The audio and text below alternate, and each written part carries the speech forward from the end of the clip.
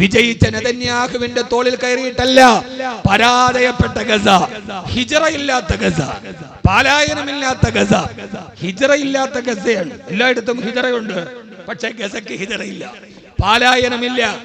അപ്പുറത്ത് നിൽക്കുന്ന ഇസ്രയേലിന്റെ അമേരിക്കയുടെ ജാരസന്ധമായ ഇസ്രയേൽ ജൂദായിസത്തിന് ട്രിപ്പിൾ പാസ്പോർട്ട് സംഘടിപ്പിച്ച് കീശയിൽ വെച്ച് അപ്പുറത്തൊരു പടക്കം പൊട്ടിയാൽ UK-യിലേക്കും ലോസ് ആഞ്ചലസിലേക്കും ഓടിപ്പായുന്ന ജൂതന്മാരുടെ മുമ്പിൽ ഹിജ്റയില്ലാത്ത, പാലായനമില്ലാത്ത 8 കിലോമീറ്റർ നീളമുള്ള ഗസക്കുള്ളിൽ ഒരു കല്ലും കവടയുമായിട്ട് നിൽക്കുന്ന ഫലസ്തീനിലെ പാവപ്പെട്ട പോരാളികളുണ്ട്.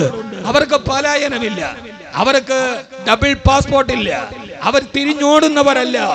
ആയുധത്തിന് മുന്നിൽ നെഞ്ചുവിരിച്ച് ഇന്തിഫാദയിലൂടെ നിൽക്കുന്ന ഫലസ്തീനികളെ നിങ്ങൾക്ക് കഴുത്തറക്കാം, നിങ്ങൾക്ക് കല്ലെറിയാം, അവരുടെ വീടുകൾ ബുൾഡോസർ വെച്ച് തകർത്തെറിയാം. പക്ഷേ ഏരിയൽ ഷെറോണിനെ കാത്തിരുന്നത്, കംബോഡിയയിൽ മനുഷ്യന്റെ കഴുത്തറത്ത് സിംഹാസനം പടുത പോൾ പോട്ടിനെ കാത്തെടുത്തത്, ഈ ജൂദായിസത്തിന്റെ മുകളിൽ നിന്ന് ചരിത്രത്തിലെ ഏകാധിപതിയായ ഹിറ്റ്ലറിനെ കാത്തെടുത്തത്, അവസാനം അഡോൾഫ് ഹിറ്റ്ലർ ഏകാധിപതിയായി വീഴുമ്പോഴും 1947 ആത്മഹത്യ ചെയ്യുന്ന സമയത്ത് അഡോൾഫ് ഹിറ്റ്ലറിന് മുമ്പിൽ ഒരു വളർത്തു പട്ടി മാത്രമാണുള്ളതെങ്കിൽ നെതന്യാഹുവിന് ഒരു വളർത്തുപട്ടിയുടെ താരാട്ടുപാട്ട് കേൾക്കാൻ അവസരമുണ്ടാവില്ല. വിജയിച്ചു എന്ന് അവകാശപ്പെടുമ്പോഴും അതിന്റെ പുറകിൽ ഒരു പരാജയമുണ്ട്. ആ പരാജയം ആത്യന്തിക പരാജയമാണ്. അതുകൊണ്ടാണ് ലോകത്തിലെ ഏറ്റവും വലിയ രക്തരൂക്ഷിത യുദ്ധം നടത്താൻ അവസരം കിട്ടിയത് എന്റെ ഹബീബായ നബി തങ്ങൾക്കാണ്. കഅബാലയത്തിന്റെ മുമ്പിൽ തലകുനിച്ച് വെട്ടിയെടുത്തോളൂ എന്ന് പറയുമ്പോ എനിക്ക് വിജയിക്കേണ്ടത് ഈ വിട്ടുവീഴ്ചയിലൂടെയാണെന്ന് പറഞ്ഞു കൊടുത്ത് അവസാനം വരെ വരുന്ന മനുഷ്യകുലത്തിനോട് നന്മ പ്രവർത്തിക്കാൻ പറഞ്ഞു. എല്ലാവർക്കും അറിയാം ഈ ചരിത്രം, എല്ലാവർക്കും ഈ ചരിത്രം അറിയാം. പക്ഷേ അവരതിനെതിരെ കണ്ണടക്കിയാണ്. ധൃതരാഷ്ട്രരെ പോലെ മഹാഭാരതത്തിലൊരു കഥാപാത്രമുണ്ട്, ധൃതരാഷ്ട്ര, അന്ധനാണ്. അവസാനം അയാൾ മരിക്കാൻ നേരത്ത് അയാൾ ഭാര്യ ഗാന്ധാരിയോട് പറയുന്നുണ്ട്, ഗാന്ധാരി, എന്നെ നീ കല്യാണം കഴിക്കുമ്പോ ഞാൻ അന്ധനാന്ന് നിനക്കറിയില്ല, എനിക്ക് എന്റെ ഭർത്താവ് കാണാത്തതൊക്കെ കാണണ്ടെന്ന് പറഞ്ഞ് നീ തുണി കൊണ്ട് കണ്ണു മൂടി കിട്ടി, അപ്പോൾ എനിക്ക് നിന്നെ വിലക്കാമായിരുന്നു, നീ മൂടി കെട്ടണ്ട, നിനക്ക് ദൈവം തന്ന കണ്ണ് തുറന്നോളൂ എന്ന് എനിക്ക് പറയാമായിരുന്നു. ഞാൻ സമ്മതിച്ചില്ല. എന്റെ കണ്ണ് കാണാൻ പറ്റാത്ത വൈകല്യത്തിന്റെ പേരിൽ നൂറുകണക്കിന് ആളുകളെ ഞാൻ കൊന്നൊടുക്കി, ധാരാളം അധർമ്മം ഞാൻ ചെയ്തിട്ടുണ്ട്. മരിക്കാൻ നേരത്ത് പറയുന്നുണ്ട്, എനിക്ക് മാപ്പ് തരണം. ധൃതരാഷ്ട്ര പറയുന്നുണ്ട്, അദ്ദേഹം അന്ധനാണ്. അന്ധനാകുന്ന ഒരു കഥയുണ്ട്, അതൊക്കെ നമുക്ക് ഇപ്പൊ സംസാരിക്കാനുള്ള അംബികയും അംബാലികയും ചേർന്നിട്ടുള്ളൊരു കഥയാണ്. ധൃതരാഷ്ട്ര പറയുന്ന ഒന്നുണ്ട്, ജ്ഞാനമേ ധർമ്മ, നിജമേ പ്രവൃത്തി, ജ്ഞാനമേ അധർമ്മ, നിജമേ നിവർത്തി. അങ്ങനെ കുറെ ധൃതരാഷ്ട്രന്മാര് നമ്മുടെ ഇടയിൽ മഞ്ഞയോ ഒക്കെ ഇട്ടിട്ട് ഇങ്ങനെ അണിഞ്ഞു നടക്കുന്നുണ്ട്. മഞ്ഞയാവാം, പല വർണ്ണങ്ങളാവാം. അന്ധനായി പോയതിന്റെ പേരിൽ ഞാനൊന്നും ചെയ്തിട്ടല്ല, നമ്മളാരും ചെയ്തിട്ടല്ല അവര് വിദ്യാഭ്യാസത്തിൽ പുറകിൽ പോയത്, നമ്മളാരും ചെയ്തിട്ടല്ല അവര് പുറകോട്ട് പോയത്. സ്വയം കൃതാനർത്ഥം കാരണത്താൽ നഷ്ടപ്പെട്ടു പോയത് മറ്റൊരുത്തിന് കിട്ടുമ്പോഴുണ്ടാകുന്ന അസൂയയുള്ള ധൃതരാഷ്ട്രന്മാരുണ്ട് ഇവിടെ. ജ്ഞാനമേ ധർമ്മ, നിജമേ പ്രവൃത്തി, ജ്ഞാനമേ അധർമ്മ, നിജമേ നിവർത്തി. സത്യം അതാണെന്നറിയാം, ജ്ഞാനമേ ധർമ്മ, ധർമ്മം അതാണെന്നറിയാം, പക്ഷെ നിജമേ പ്രവൃത്തി, അത് പ്രവർത്തിക്കാൻ പറ്റണില്ല. ജ്ഞാനമേ അധർമ്മ, അത് അധർമ്മമാണെന്നറിയാം, പറയുന്നത് തെറ്റാണെന്നറിയാം, പക്ഷെ നിജമേ നിവർത്തി, പറയാതിരിക്കാൻ നിവൃത്തിയില്ല. അങ്ങനെ ചില കെട്ടുകളുണ്ട്. ധർമ്മമാണെന്നറിയാം, പ്രവർത്തിക്കാൻ കഴിയുന്നില്ല. അധർമ്മമാണെന്നറിയാം, മാറി നിൽക്കാൻ കഴിയുന്നില്ല. അധർമ്മങ്ങളെ പ്രവർത്തിക്കുകയും സ്വയം കണ്ണുകെട്ടി അവനവന്റെ അന്ധതയുടെ കാരണം മറ്റൊരാളാണെന്ന് കരുതി ലോകത്തോട് വൈരാഗ്യം തീർക്കുന്ന ഒരു ജനതയുടെ മുമ്പിൽ വന്ന് മുട്ടുകുത്തിയവരുടെ മുമ്പിൽ പോലും ഞാൻ നിങ്ങളോട് പ്രതികാരം ചോദിക്കില്ലെന്ന് പറഞ്ഞ് കാലത്തിന് മേൽ ആഗ്രഹിക്കുന്ന ബെഞ്ചമിൻ നെതന്യാഹുവിന്റെ മുമ്പിൽ നെതന്യാഹുവിനെ കാത്തു നിൽക്കുന്നത് പോൾ പോട്ടിന്റെ, റുഷ്ചേവിന്റെ എല്ലാം തകർന്ന് തരിപ്പണമാകുന്ന ഒരു ലോകത്തിന്റെ ഗതിയാണ്. പ്രവാചകൻ അങ്ങനെയായിരുന്നില്ല. ആ പ്രവാചകനെ നിങ്ങളൊന്ന് ആലോചിച്ചു നോക്കൂ. ഞാൻ അവസാനിപ്പിക്കുകയാണ്. ആ പ്രവാചകനെതിരെ വൃദ്ധന്മാരുടെ പ്രക്ഷോഭം ഉണ്ടായില്ല, ആ പ്രവാചകനെതിരെ യുവാക്കളുടെ പ്രതിഷേധമുണ്ടായില്ല. നേപ്പാളിലെ സർക്കാരിനെ താഴെയിറക്കിയത് ജൻസി പ്രക്ഷോഭമാണ്. അവരുടെ അവകാശങ്ങൾ നിഷേധിക്കപ്പെട്ടപ്പോ ഫേസ്ബുക്ക് വിലക്കിയപ്പോ, ഇൻസ്റ്റാഗ്രാം വിലക്കിയപ്പോ നേപ്പാളിലെ യുവാക്കൾ തെരുവിലിറങ്ങി, പ്രധാനമന്ത്രി നാട് വിട്ടോടി, സർക്കാർ തടയപ്പെട്ടു. അവര് തന്നെ അധികാരത്തിലെത്തിയ സർക്കാർ അവരവരുടെ അവകാശങ്ങളെ ചോദ്യം ചെയ്തപ്പോൾ യുവാക്കൾ മുഴുവൻ നേതാവിനെ കൈയടിക്കുന്ന ഒരു കാലത്താണ്. ആ കാലഘട്ടത്തിലെ ജൻസി തലമുറയുടെ നേതാവ്, ഇന്നത്തെ ജൻസി ഏതാണോ ആ ജൻസിയുടെ നേതാവാണ് മഹാനായ ഖുബൈബ് ഇബ്നു അദി. എന്റെ നേതാവിന് എന്തെങ്കിലും പറ്റിയാൽ അതിനേക്കാൾ നല്ലത് കഴുമരമാണെന്ന് പറഞ്ഞു സ്വയം കഴുമരത്തിലേക്ക് നടന്നുപോയ ഒരു ജൻസി തലമുറ. കൈസറിന്റെ കൊട്ടാരത്തിൽ ഭക്ഷണം വിളമ്പി വെച്ചിട്ട് ആ ഭക്ഷണം താഴെ വീണപ്പോൾ താഴെ ഇരുന്ന വീണ ഭക്ഷണം കൈകൊണ്ടെടുത്ത് കഴിക്കുമ്പോ നീ എത്ര വലിയ ദരിദ്രനാണ് എന്ന് പരിഹസിച്ചവരുടെ മുമ്പിൽ, പ്രവാചകന്റെ മുമ്പിൽ ഒരു ജൻസി തലമുറ ഉണ്ടായിരുന്നു.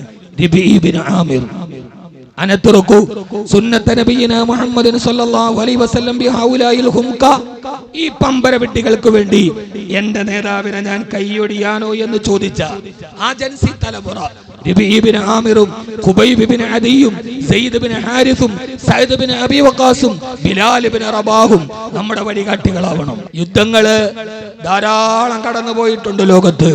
ഫലസ്തീൻ എന്ന ഒരു കൊച്ചു രാജ്യത്തിൽ അധിനിവേശത്തിന് അസുര സർപ്പമായി ആളിപ്പടരുന്ന ലോകം കണ്ട ഏറ്റവും വലിയ ഭീകരൻ ബെഞ്ചമിൻ നെതന്യാഹു. യൂഫ്രട്ടീസിന്റെ തീരത്ത് ഇനി ഒരു നാട്, ഗസ എന്ന് പറയുന്ന ഒരു നാട് ഉണ്ടാവില്ല എന്നാണ് ബെഞ്ചമിൻ നെതന്യാഹുവിന്റെ വീമ്പളക്കൽ. ആയിരിക്കാം. ലോകത്തിലെ ഏറ്റവും പ്രതിരോധ ശേഷിയുള്ള ഒരു നഗരമുണ്ട് ഗസ. ആ ഗസയെ കീഴ്പ്പെടുത്തി ആ രാജ്യത്തെ ഭൂമുഖത്ത് നിന്ന് തുടച്ചു മാറ്റാൻ ബെഞ്ചമിൻ നെതന്യാഹുവിന് കഴിയാം, സയനിസ്റ്റുകൾക്ക് കഴിയാം, ജൂതലോബികൾക്ക് കഴിയാം. പക്ഷെ ചരിത്രം പറയുന്ന ഒരു സത്യമുണ്ട്. ഒരു വിജയത്തിന്റെയും അവസാനം നിത്യമായ വിജയമല്ല.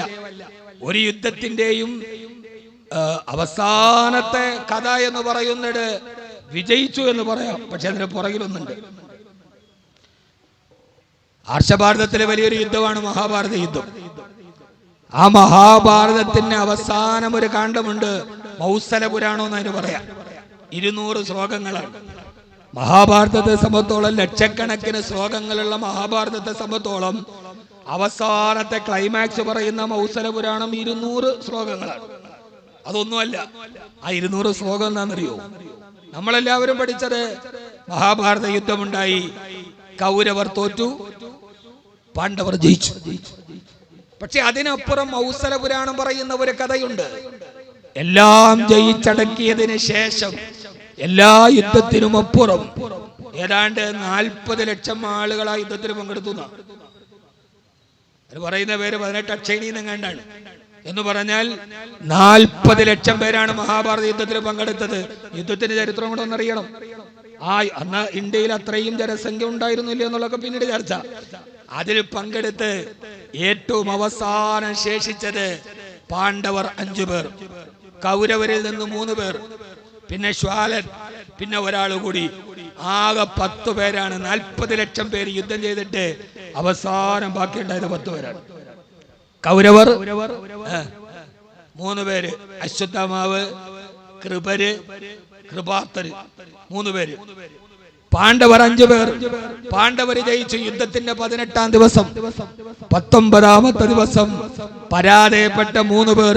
വിജയിച്ച പാണ്ഡവര് കടന്നുറങ്ങിയ കൊട്ടാരത്തിന് തീ കൊളുത്തി പാതിരാത്രി. അതിൽ കിടന്ന ആളുകൾ വെന്തു മരിച്ചു. അവസാനം ഞാനിത് പറയുന്നത് വിജയത്തിനു വേണ്ടി മഹാഭാരതം തന്നെ പറയുന്നത് ധർമ്മ സംസ്ഥാപനാർത്യായ സംഭവാമി യുഗ യുഗ എന്നാണ്. യഥാ യഥാ ഹി ധർമ്മസ്യ ഗ്ലാനിർഭവതി ഭാരത അഭ്യുത്ഥാനം ധർമ്മസ്യ തഥാചാരം സുജാമ്യഹം പരിത്രാണായ സാധൂനാം വിനാശായ ചതുഷ്കൃതാം ധർമ്മ സംസ്ഥാപനാർത്യായ സംഭവാമി യുഗേ യുഗേ. പ്രവാചക കാലത്തെ സമയം കുറവാണ്. യുദ്ധത്തെ പരിചയപ്പെടുത്തുന്നവർ, ബദറിനെ പറയുന്നവർ, ഉഹദിനെ പറയുന്നവർ. മഹാഭാരത യുദ്ധത്തിൽ ശ്രീകൃഷ്ണൻ പറയുന്നത് ധർമ്മ സംസ്ഥാപനത്തിന് വേണ്ടിയാണ് യുദ്ധം എന്നാണ്. പക്ഷെ ധർമ്മം സംസ്ഥാപിക്കാനുള്ള യുദ്ധത്തിന്റെ ഇടയിൽ വിജയിക്കാൻ അധർമ്മം ഉണ്ടായിട്ടുണ്ട്. തേരിന്റെ തട്ടിൽ നിന്ന് താഴെ ഇറങ്ങി നിൽക്കുന്ന കർണനെയാണ് പുറകിൽ നിന്ന് അമ്പെയ്ത് കൊന്നത്. ശിഖണ്ഡിയെ മുന്നിൽ നിർത്തിയിട്ട് യുദ്ധം ചെയ്യാതാക്കിയിട്ടാണ് ഭീഷ്മരെ കൊല്ലുന്നത്. യുദ്ധതന്ത്രത്തിന് എതിരായി തുടക്കടിച്ചിട്ടാണ് ദുര്യോധനെ കൊല്ലുന്നത്. അശ്വത്ഥാമാവ് മരിച്ചു എന്ന് കള്ളം പറഞ്ഞിട്ടാണ് ദ്രോണരെ അസ്ത്രബദ്ധനായി നിർത്തി കഴുത്തറക്കുന്നത്. അശ്വത്ഥാമാവ് കൊല്ലപ്പെട്ടു. അപ്പോ യുധിഷ്ഠിരൻ പറഞ്ഞ് എനിക്ക് അങ്ങനെ പറയാൻ പറ്റൂല, പുള്ളി സത്യം മാത്രമേ പറഞ്ഞിട്ടുള്ളൂ. അശ്വത്ഥാമാവ് കൊല്ലപ്പെട്ടു എന്ന് പറഞ്ഞാൽ പുത്രവാത്സല്യത്താൽ അന്ധനായ ദ്രോണം തളരും. പക്ഷെ അശ്വത്ഥാമാവ് കൊല്ലപ്പെട്ടിട്ടില്ല. അങ്ങനെ യുധിഷ്ഠിരൻ പറഞ്ഞാലേ വിശ്വസിക്കൂ. കാരണം അന്നത്തെ ഹദാമിയാണ് യുധിഷ്ഠിരൻ. ഇതാ കാലത്ത് ഹദാമി സദ്യക്കുക എന്ന് പറഞ്ഞ പോലെ യുധിഷ്ഠിരൻ അസത്യം പറയില്ല. അവസാനം യുധിഷ്ഠിരൻ പറഞ്ഞു എന്നാണ്, അശ്വത്ഥാമ വന്ന ആനയെ കൊന്നു, എന്നിട്ട് വിളിച്ചു വന്ന് അശ്വത്ഥാമാവ് കൊല്ലപ്പെട്ടു. സത്യമാണ്. അടുത്തത് കുഞ്ചര. അശ്വത്ഥാമാവ് എന്ന ആന അത് പതുക്കെ പറഞ്ഞു. അശ്വത്ഥാമാവ് കൊല്ലപ്പെട്ടു. കുഞ്ചര അത് ആനയാണ് എന്നത് പതുക്കെ പറയുകയും അസത്യത്തെ ഉറക്കെ പറയുകയും ചെയ്തു. ഇന്ന് ഇത് തന്നെയാണ് നടക്കുന്നത്. അസത്യം ഉറക്കെ പറയുക, സത്യത്തെ പയ്യെ പറയില്ലെന്ന് മാത്രമല്ല, പറയുക പോലും ഇല്ല. ഇവിടെ പാടില്ല ഉറുമ്പിന് പോലും പീഡ. കരുണാകര, ഒരു ഉറുമ്പിനെ പോലും നോവിക്കരുതെന്ന് പറഞ്ഞ ഗുരുവിന്റെ പേരിലാണ് അസംബന്ധങ്ങളും അസത്യങ്ങളും പറയാം. കേരളമെങ്ങാനും ഒരു മുസ്ലിം ഭൂരിപക്ഷമായാൽ ഭരണം പിടിച്ചെടുക്കപ്പെട്ടാൽ എന്താ ചെയ്യാ? ഒന്നുമില്ല. നബിദിനത്തിന് അവധി പ്രഖ്യാപിച്ചപ്പോ, ശ്രീകൃഷ്ണ ജയന്തിക്ക്, ഇന്ന് നബിദിനത്തിന് ബാധകമായിട്ടാണല്ലോ, നബിദിനത്തിന് അവധി പ്രഖ്യാപിച്ചപ്പോ ശ്രീകൃഷ്ണ ജയന്തിക്കും അവധി വേണമെന്ന ആപ്ലിക്കേഷൻ വന്നപ്പോ, എന്നാൽ ശ്രീകൃഷ്ണൻ ജയിച്ച ദിവസം അവധി കൊടുക്കട്ടെ എന്ന് പറഞ്ഞ കേരളത്തിന്റെ മുഖ്യമന്ത്രിയുടെ പേര് ഇ കെ നയനാരെന്നല്ല, കെ കരുണാകരൻ എന്നല്ല, EMS തങ്കൂരിപ്പാടെന്നല്ല, ഈ തൊപ്പി വെച്ച നല്ല താടിയുള്ള CH മുഹമ്മദ് കോയ എന്നാണ് ശ്രീകൃഷ്ണ ജയന്തി കേരളത്തിൽ അവധിയായി പ്രഖ്യാപിച്ച ഭരണാധികാരിയുടെ പേര്. EMS അല്ല, അന്നൊന്നും അതുണ്ടായിട്ടില്ല. അപ്പൊ അതുകൊണ്ട്, കാരണം മനുഷ്യനായി കാണാൻ കഴിയുന്ന മഹിതമായ ഒരു പ്രത്യയശാസ്ത്രത്തിന്റെ പേരാണ് മുസ്ലിം. അവിടെ മനുഷ്യനേ ഉള്ളൂ. അധർമ്മത്താൽ എല്ലാം സംഭവിച്ചിട്ടുണ്ട്. അവസാനം വിജയിച്ച് കീഴടക്കി പരാജിതൻ വീടിന് തീ കൊളുത്തി. പാണ്ഡവരിൽപ്പെട്ടവർ അവസാനം വെന്തുരുകിപ്പോയി. ഗസയെ പോലെ മരുന്ന് തടഞ്ഞ്, ഭക്ഷണം തടഞ്ഞ് നിസ്സഹായാവസ്ഥയിലായി. ബോംബുകളിട്ട് തീ കൊളുത്തി നിസ്സഹായയായ ഒരു ജനതയെ കൊന്നൊടുക്കുന്ന നേരത്ത് ബെഞ്ചമിൻ നെതന്യാഹു വിജയം അവസാനത്തെ വിജയമല്ല. അവസാനം പാണ്ഡവ കൗരവ യുദ്ധത്തിന്റെ പരിണിത ഫലം എന്താ? പാണ്ഡവര് ജയിച്ചു, കൗരവര് തോറ്റു. പക്ഷേ ജയനത്തിന് ശേഷം മൗസല പുരാണം പറയുന്ന ഒരു കഥയുണ്ട്.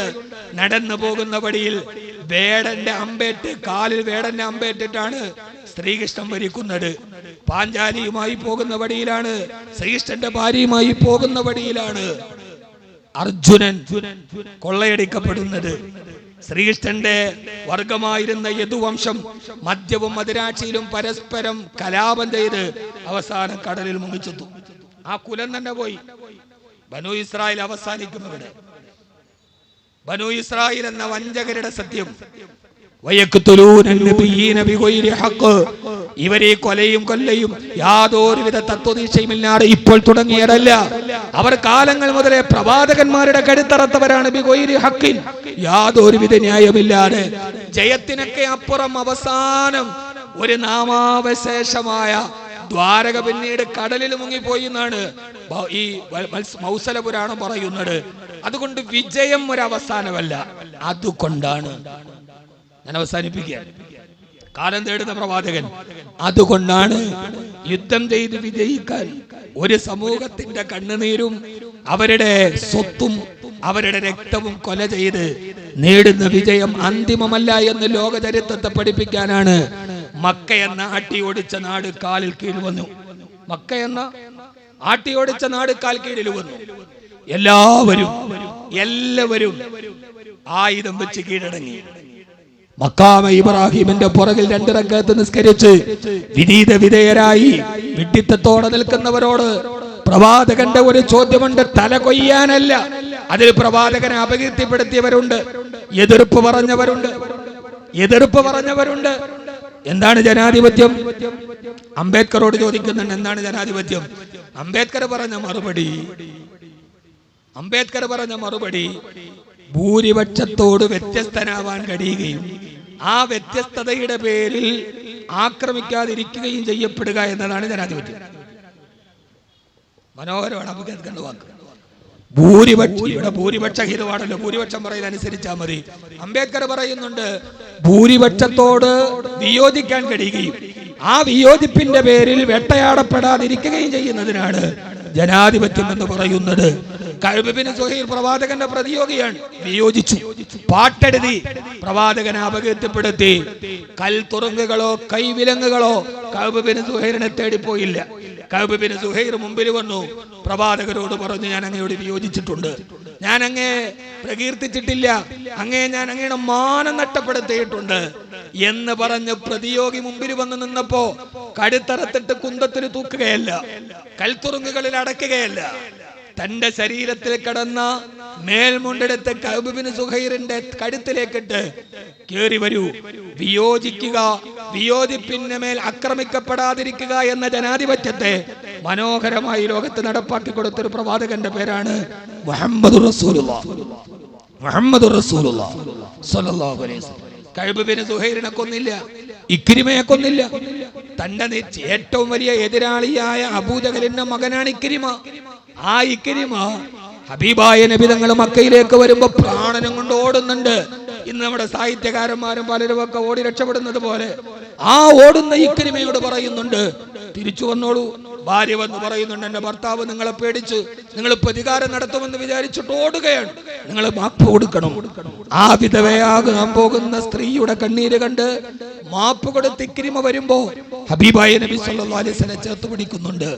ലക്ഷക്കണക്കിന് എതിരാളികൾ, ജന്മനാട്ടിൽ നിന്ന് നാട്ടി ഓടിച്ചവർ, തന്റെ ബിലാലിനെ മലത്തിക്കടത്ത് പീഡിപ്പിച്ചവർ, തന്റെ മകളുടെ മരണത്തിന് കാരണമായവർ, എല്ലാവരും ഇങ്ങനെ പേടിച്ചു നിൽക്കുമ്പോ അവിടെ നിങ്ങൾ കൗരവരെയും പാണ്ഡവരെയുമല്ല, കാലത്തിന്റെ വിളംബരം ലോകത്ത് പറഞ്ഞ പ്രവാചകൻ പറഞ്ഞത്, ഇദ്ഹബൂ ഫഅൻതുമു തുലഖാഉ, നിങ്ങൾക്ക് മരണമില്ല, പ്രതികാരമില്ല.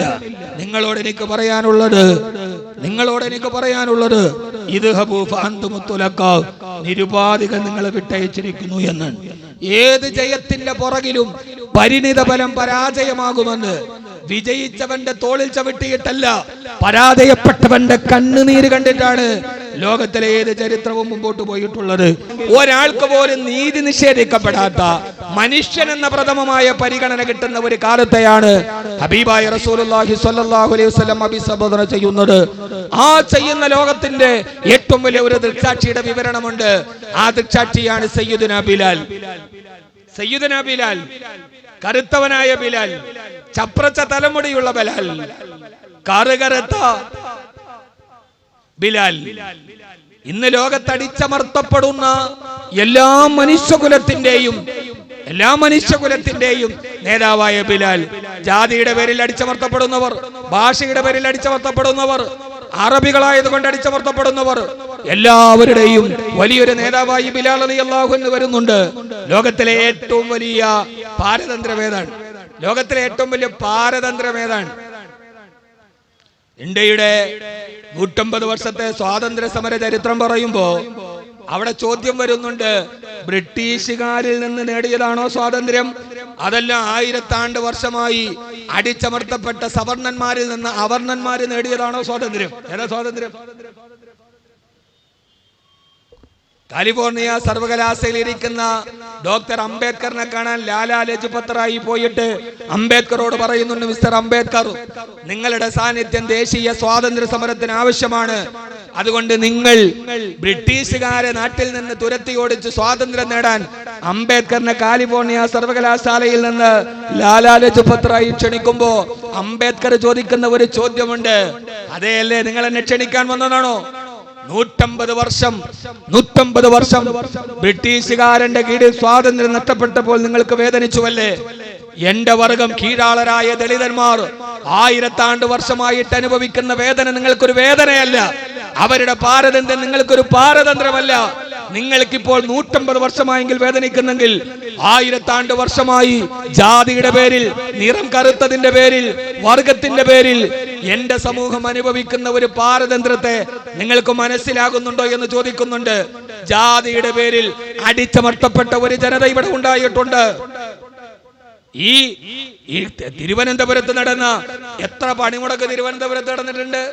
എത്ര പണിമുടക്ക് CITU-ന്റെ, STU-ന്റെ, INTUC-യുടെ ധാരാളം പണിമുടക്ക് നടന്നിട്ടുണ്ട്. കേരളത്തിൽ നടന്ന ആദ്യത്തെ പണിമുടക്കിന്റെ ചരിത്രം നിങ്ങൾക്കറിയോ? അയ്യങ്കാളി നടത്തിയ ആദ്യത്തെ പണിമുടക്ക് സമരം വെളിപ്പാടകലെ വെങ്ങാനൂരാണ് തുടങ്ങിയത്. എന്തിനായിരുന്നു പണിമുടക്കെന്നറിയോ?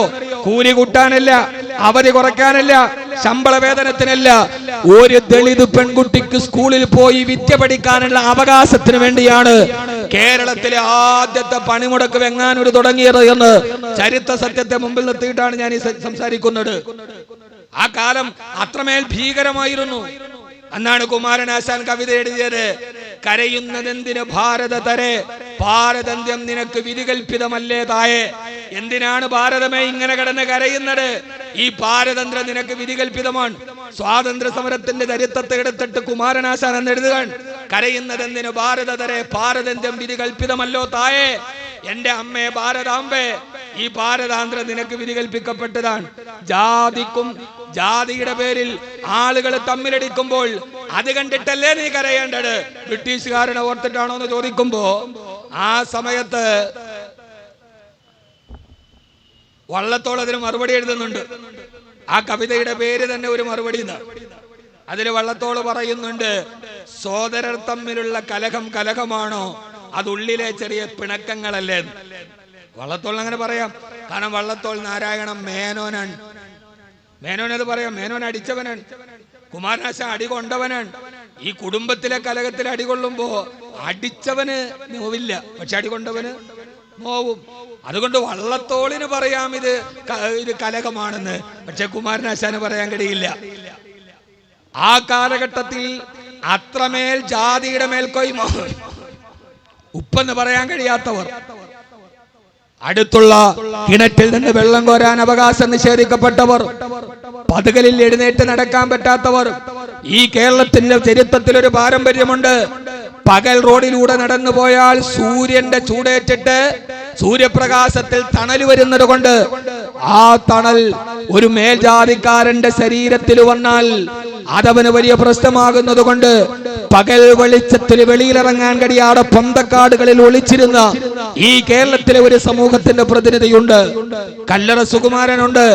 സ്വന്തം അമ്മ മരിച്ചുപോയ അമ്മയുടെ മൃതദേഹം കുഴിച്ചിടാൻ അരത്തുണ്ട് ഭൂമിയില്ലാതെ താൻ വർഷങ്ങളായി ജോലി ചെയ്യുന്ന യജമാനന്റെ മുമ്പിൽ പോയി അമ്മയുടെ മൃതദേഹം കയ്യിൽ പിടിച്ചിട്ട് അമ്മയുടെ ശരീരം കുഴിച്ചിടാൻ 6 അടി മണ്ണ് വേണമെന്ന് പറഞ്ഞപ്പോ കൊടുത്തില്ലെന്ന് മാത്രമല്ല, കൂട്ടിൽ കിടക്കുന്ന നായ അഴിച്ചുവിട്ട് തന്റെ അമ്മയുടെ തണുത്തുറന്ന മൃതശരീരം കടിച്ചു നീറാൻ വേട്ടനായ്ക്കൾ പാഞ്ഞു വരുമ്പോ ആ സമയത്ത് അമ്മയുടെ ശരീരവും കയ്യിൽ പിടിച്ചോടി സ്വന്തം അമ്മയുടെ മൃതശരീരം കുരിച്ചിടാൻ അരസന്റെ ഭൂമിയില്ലാതെ വേമ്പനാട്ട് കായലിലേക്ക് കല്ല് കെട്ടി വലിച്ചെറിഞ്ഞിട്ട് എന്റെ അമ്മയ്ക്കൊരു ഒരു പിടി മണ്ണ് വേണം, എനിക്കിന്നൊരു പിടി മണ്ണ് വേണം, എന്റെ അമ്മയ്ക്കൊരു പട്ടട തീർക്കുവാനെന്ന് മണ്ണ് എന്ന കവിത എഴുതിയ കല്ലറ സുകുമാരൻ ജീവിച്ചിരുന്നത് അത്ര അകലെയൊന്നുമല്ല.